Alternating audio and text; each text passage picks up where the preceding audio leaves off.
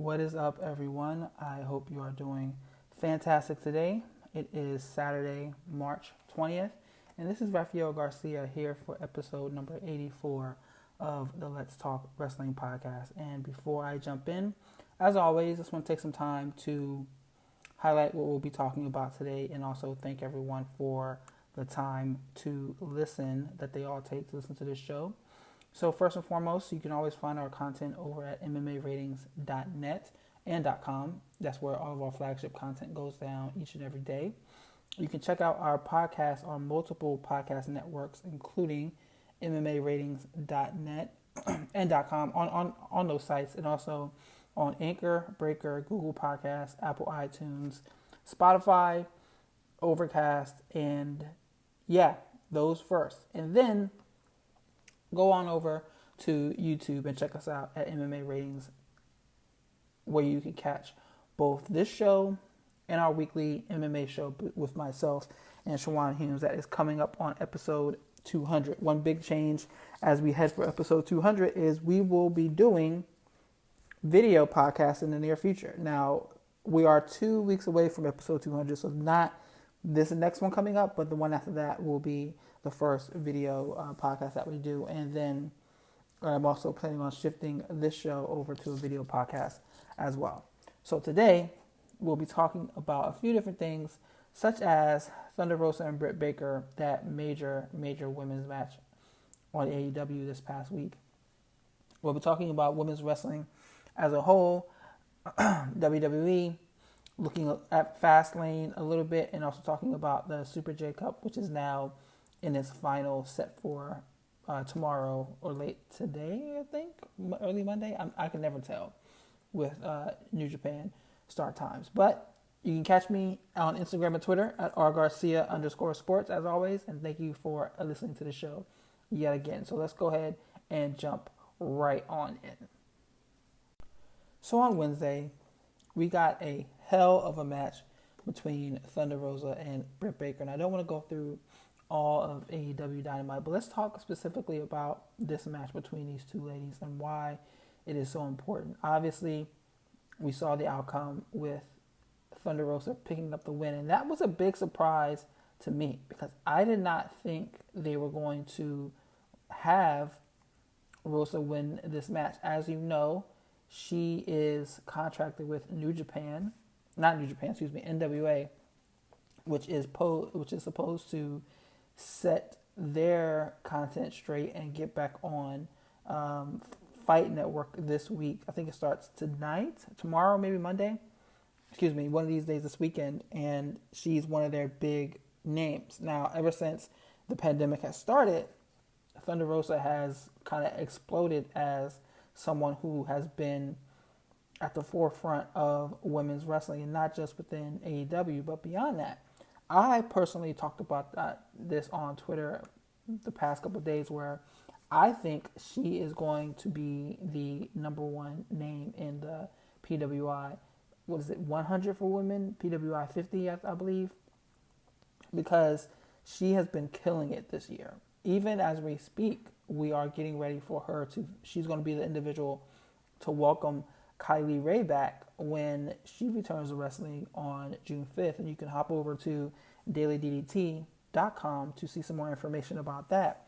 But Thunder Rosa's been doing the damn thing over the last year longer than that, ever since she was in New Japan. There's also a great interview with her and Sean Ross Sapp over at Fightful.com that you can go check out just to learn more about her. I mean, she even has another fight with Combate supposedly scheduled for September of this year. But her and Britt Baker put on a hell of a showcase on Wednesday, and it was a match that needs to be recognized and needs to be remembered for its place in women's wrestling history.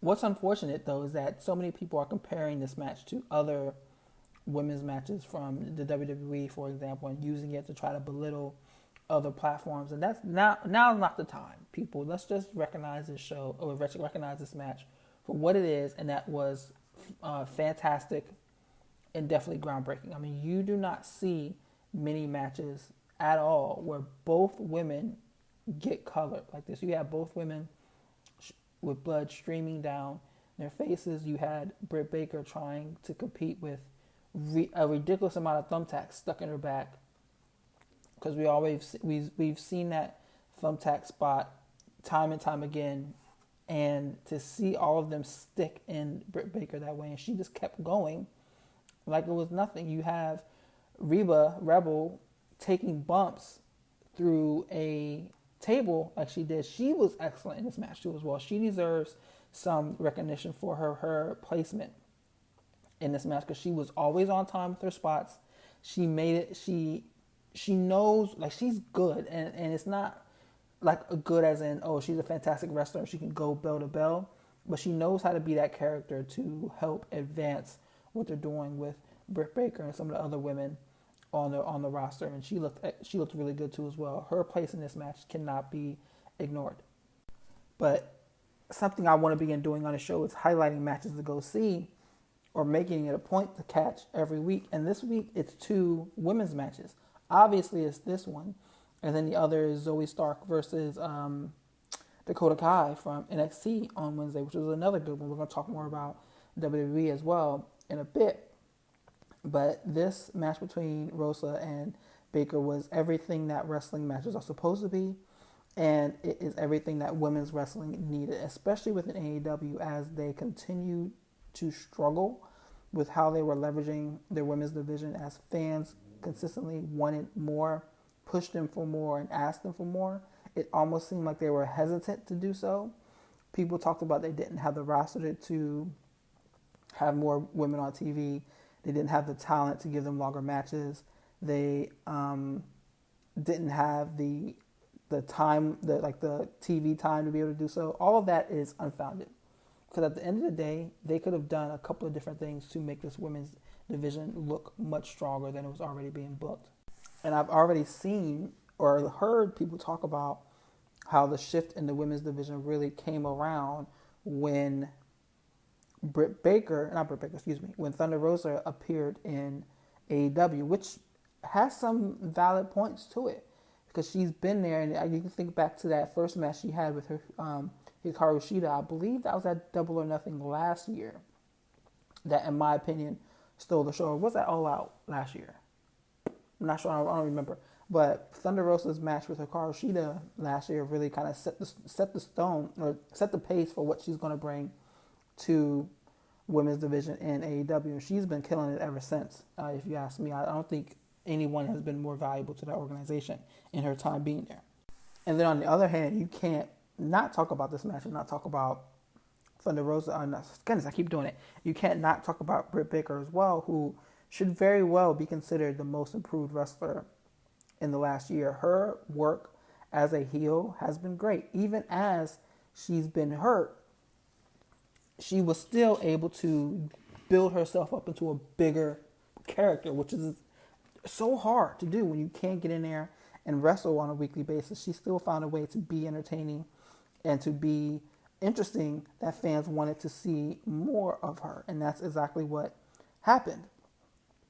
So now we have these 2 women that are central to AEW's women's division and the future of it. Yeah, Hikaru Shida's great. She's an exceptional wrestler. I've talked about her on this show. I've written about her. They're going to take that belt off of her. I think it's going to go to Baker first. I don't quite know how they get there.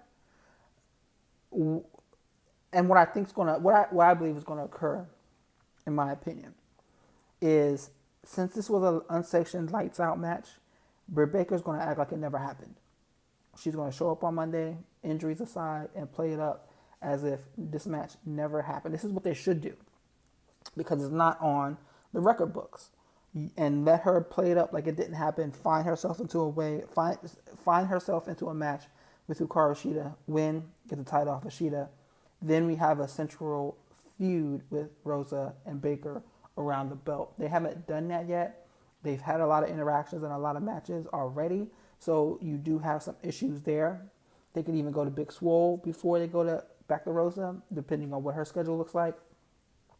But there are ways that they can get back to that. I do believe that they're going to have Baker take the title off of Hikaru Shida in the near future.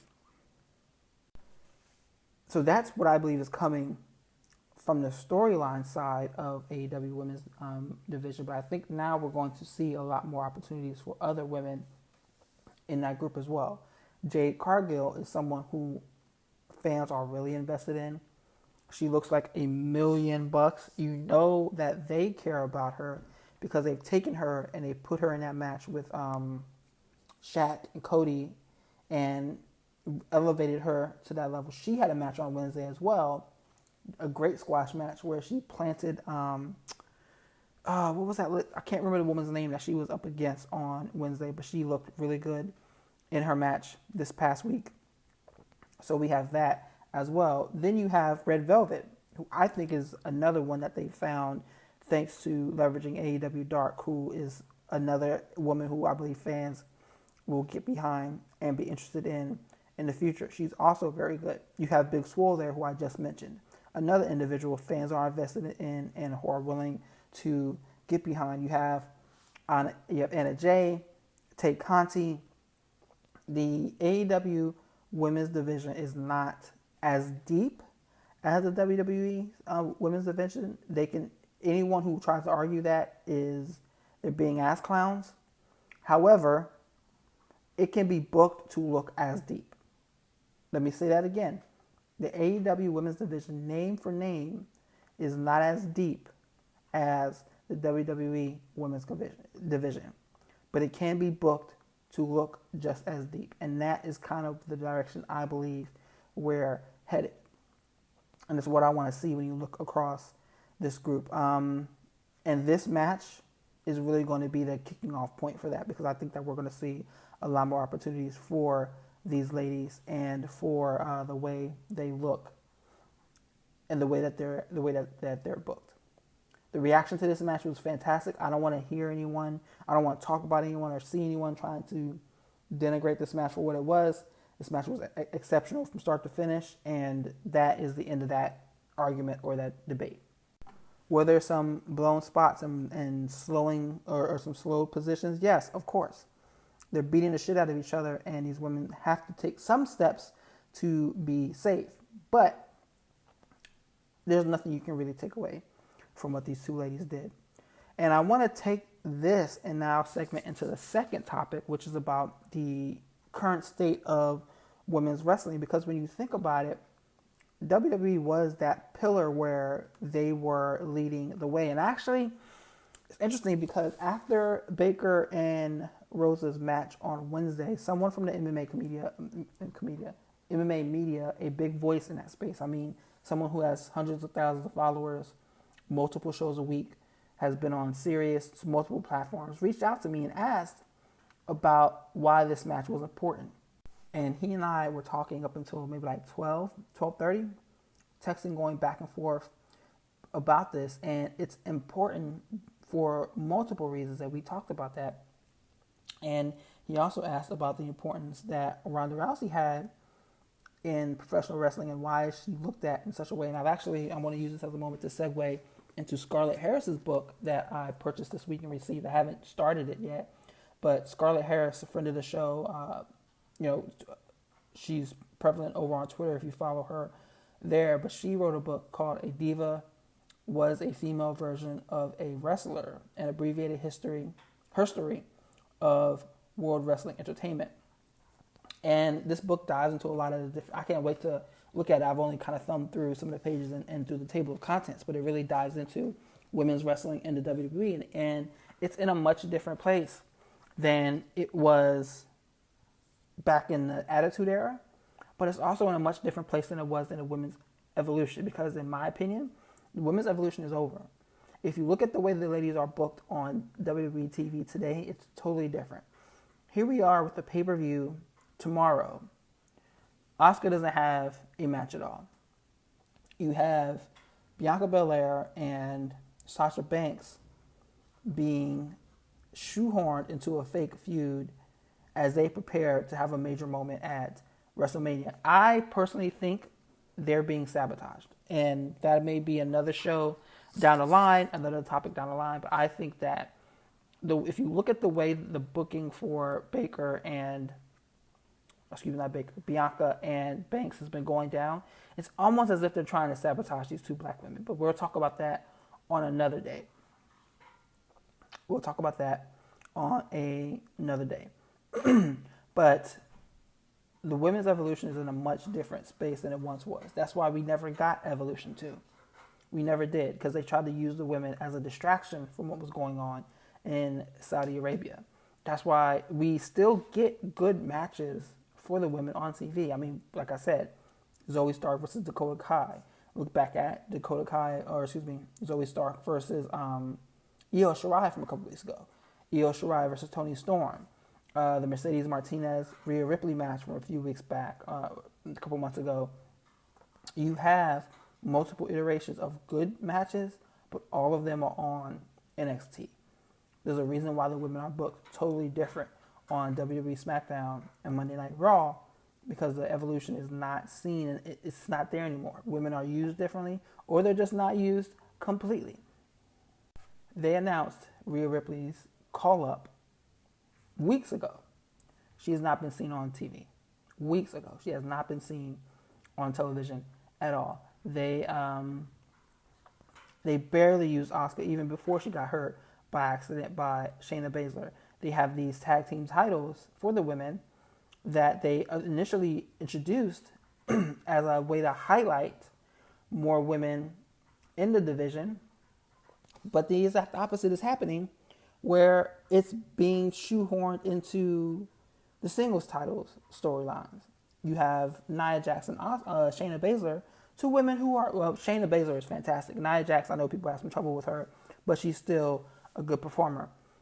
She's a decent performer. You have these two individuals, and it's just as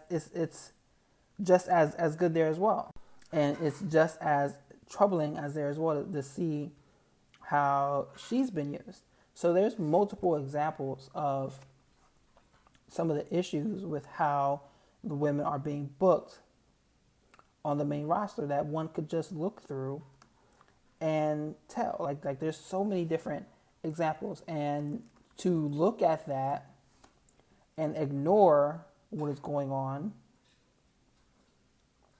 is asinine, in my opinion. To look at the women's booking and be like, oh, this is fine. It's just like the dog in the meme where everything's on fire and nothing is actually fine, because that's how the women are currently being booked on the show. But the women on the WWE roster, it is a talented depth of ladies. If you look at a piece I wrote this week where Mickie James is talking about the double standard when it comes to age, that's another topic that you don't really hear a lot of people talking about, and I'm glad she kind of highlighted that, talking about how the ladies are looked at as being quote unquote done or ready to retire at 35 years of age, which is not true, because people are coming into their athletic prime shortly before that. An individual's athletic prime is now being considered between 30, 35, and for some a little bit later if you have access to resources. Someone like Mickie James shouldn't be talked about as retired right now. She's on this platform. She is an exceptional wrestler. Fantastic. She looks gorgeous. I mean, she has all of the looks. She has everything that they could want and build around someone who can help the rest of this division move forward. Same thing with Natalya. Same thing with Tamina. Like, they have so much talent beyond just the four horsewomen, beyond just Io Shirai, beyond Asuka, that they just don't leverage. That's why when they announced these WWE NXT women's tag team titles, everyone just kind of looked at that like, are they going to be leveraged correctly? I don't think so. I think it'll be like a mid-card title because they need something to put on takeovers. But outside of that, you won't see much beyond the title picture, and that's not how you build a division. So the women's evolution in the WWE, at least, is in a totally different space than it was years ago, and it needs to really be talked about more and recognized more, because the proof is in the pudding, for lack of a better word or better phrase. It's definitely not in the same place that it once was. Women's wrestling outside of WWE I think is doing much better. As I mentioned, TNA has a great women's division. A lot of people don't talk about that, but seeing Deanna Perazzo leave WWE and go over to Impact and have a hell of a year, I wrote about that last year as well, because I think she was recognized as a TNA Impact Wrestler of the Year, something along those lines. But I wrote about her and her growth, and just she was on WWE, she was on their roster and just not being utilized. I think, was it before the pandemic or right when it broke out? She was featured on WWE Raw maybe once because they didn't have people before she was released from the organization. Now she's over in Impact and she's doing exceptionally well there. You have Warrior Wrestling and their leverage of Kylie Ray now that she's back. I'm interested in seeing what happens with that match between her and Rosa.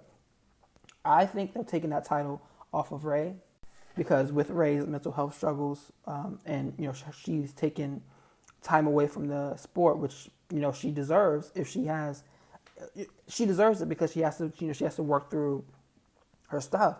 But I think that they do take the title off of her and put it on Rosa, especially as she becomes a bigger name in the industry. But you have Trish Adora, who's out here doing some exceptional work. Again, she's another individual that I would like to do more research on and learn more about her, especially since she's in the DMV area where I am. And I hope to get to see some of her shows in person in the near future. But women's wrestling outside of WWE is in a better place than it was, thanks to the women's evolution that happened in WWE. But now I think it's starting to exceed that because the women in WWE aren't being leveraged in the same way. For topic number 3, we're going to talk about the rest of the booking going on within WWE, and it's just not good. As I said, Bianca Belair and Sasha Banks just feels like it's being sabotaged. Why are we talking about Reginald in this? Why are we talking about Reginald in this angle? Why is Bianca Belair being beaten up? Why was Sasha Banks pinned clean at the last pay-per-view? Why are they getting a title shot as a team? At this pay-per-view, they've lost every tag team match they've been in. What is going on? And they have to face Baszler and Jax tomorrow. They're not winning that match. Because why would you? Why? Whenever I always think back to that CM Punk interview after he left the WWE, the one he was on with Colt Cabana. And what he kept saying is that after a decision is made within WWE, he would ask, and then what? To force them to explain the next step in the story, and they never had a good answer. That's clearly the case with 90% of the booking that's going on in WWE, and this is one of the bigger examples. If you look at what's going on with Bianca Belair and Sasha Banks, and you ask yourself, and then what? None of this shit makes sense.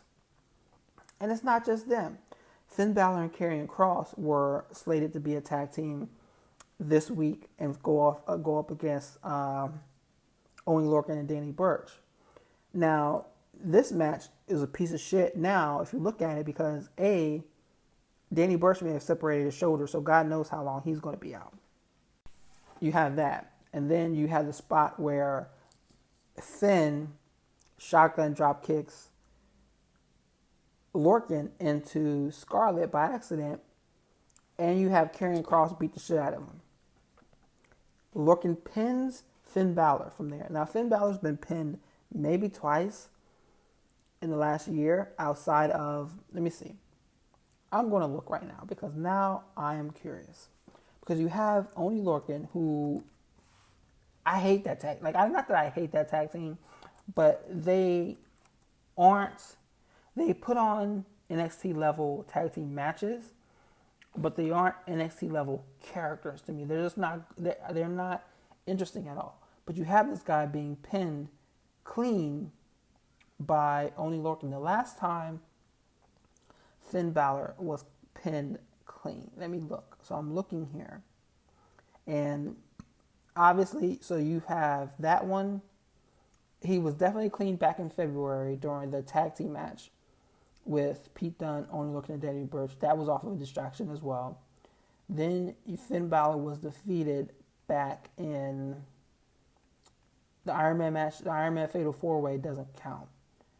He was last defeated in August of 2020 when he lost to Velveteen Dream. And I don't remember how that match ended. I think that was the match that Damian Priest interfered in. But you have that as well too. Why have him lose? Why did you even book this match? Again, that's usually the question. What's next? Why?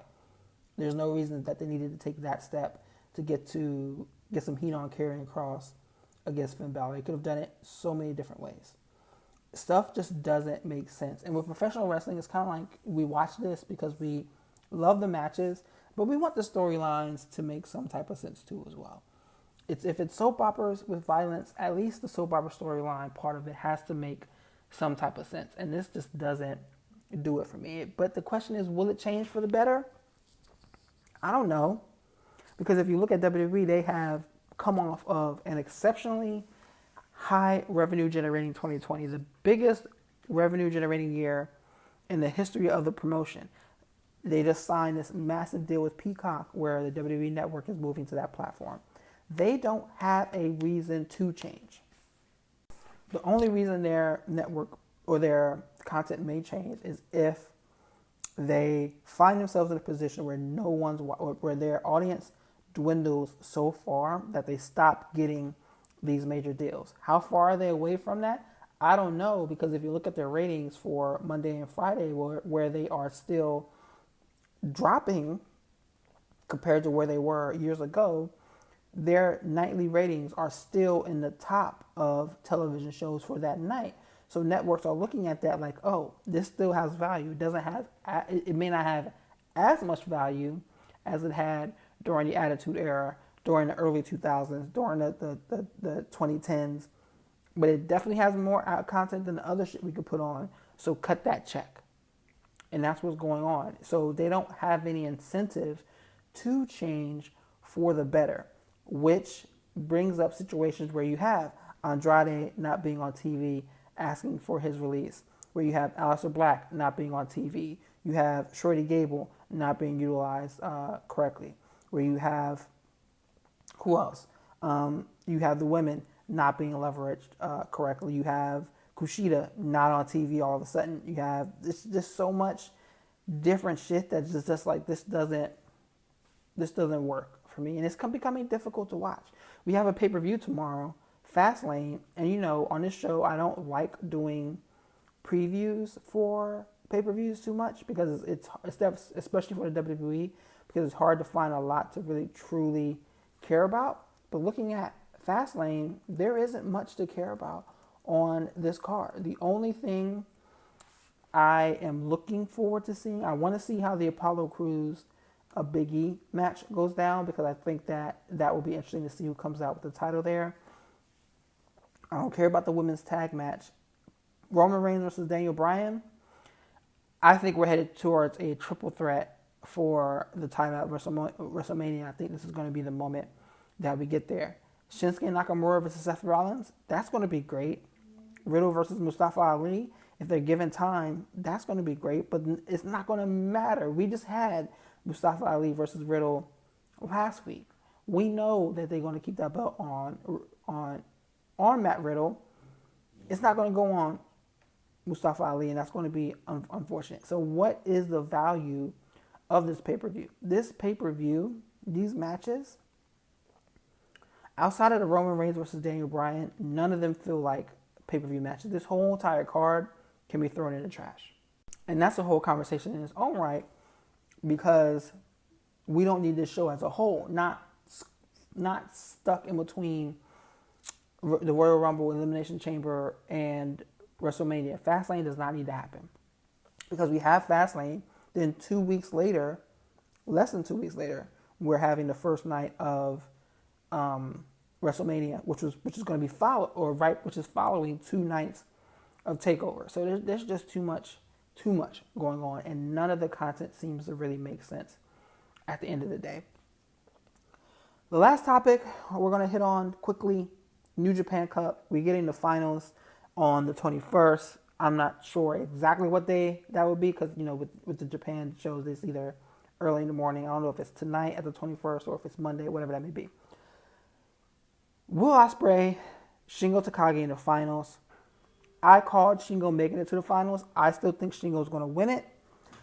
But Will Ospreay is the next big bad in New Japan. I expect him to be the next foil for Kota Ibushi. New Japan does things a little bit different, where they do give us some of these face versus face matches, which are exceptionally good. And I think that Shingo he needs his main event moment. I don't think he's going to win the title off of Kota, and I understand that. But letting him win this tournament and letting him challenge Kota Ibushi is the right move to make. I don't care too much about Will Ospreay. I'm more of a Jay White guy. But Shingo has fucking grown on me. Go back and watch that match with Jeff Cobb, where he and Cobb tore it the hell down. That is going to be on a match of the year list. That was from Wrestle Kingdom 15 earlier this year. Go back and watch that, because it was amazing. And I think the Shingo versus Will Ospreay match can be good, but we have no idea how it's going to end. I wrote about that this morning. I think that the victory needs to go to Shingo because it's the right time. And I just wanted to touch upon that quickly for today's show, and I will probably be doing some work and some pieces on that tomorrow, seeing who comes out on top.